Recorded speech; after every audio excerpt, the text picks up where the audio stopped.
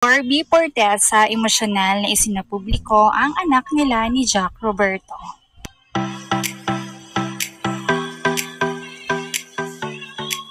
Trending pa rin ngayon sa iba't ibang social media sites maging sa mga pahayagan na kumakalat ang tungkol kina Barbie Fortesa at Jack Roberto.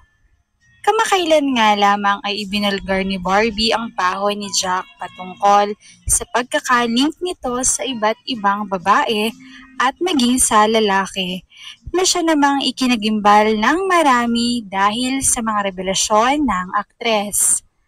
Subalit hindi rin naman nagpadaig si Jack Roberto at isinuwalat din ang kanyang matagal nang nalalaman tungkol sa Barda Love Team, kung saan, ayon nga rito, ay matagal nang may namamagitan sa dalawa pero matagal siyang nanahimik tungkol dito. Mula nga sa pinagdadaanang ito ay hindi na kinaya ni Barbie ang masasakit na mga revelasyon at pagsisiwalat, kaya nga na-ospital ito dahil sa depresyon.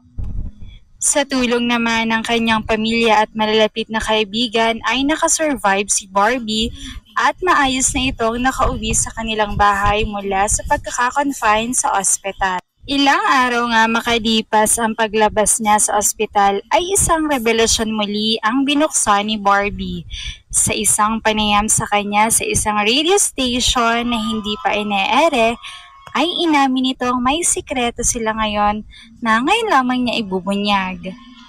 Pagpapatuloy pa ni Barbie, as an artista, maraming pinoprotektahan para yung image ay manatiling maganda.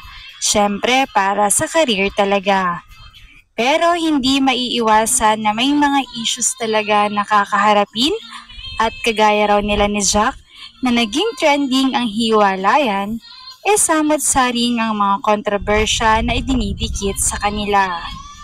Subalit labis namang ikinagulat ng media nang biglang sinabi ni Barbie ang tungkol sa umanay biggest secret nila tungkol sa kanilang anak.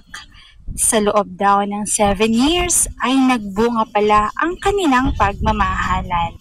Sa kanilang ika-4 na taon ng magkarelasyon ay kasabay din ang pag-welcome nila sa kanilang baby boy. Dagdag pa ni Barbie, sakto na noong panahong wala siyang teleserye at kahit anong show ay namalagi muna ito sa ibang bansa kasama ang personal assistant nito upang doon magbuntis at makapanganak. Pinili raw nilang itago ito dahil na rin sa kanilang maayos na career na baka kalaunan ay masira dahil sa nagkaroon agad ng bunga ang kanilang pagmamahalan. Sa ngayon ay nasa pangangalaga ni Barbie ang anak nila ni Jack.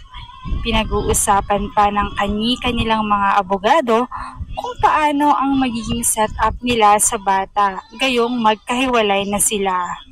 Sinigurado naman ng kampo ni Jack na tuloy ang sustento niya sa bata kahit nahiwalay sila.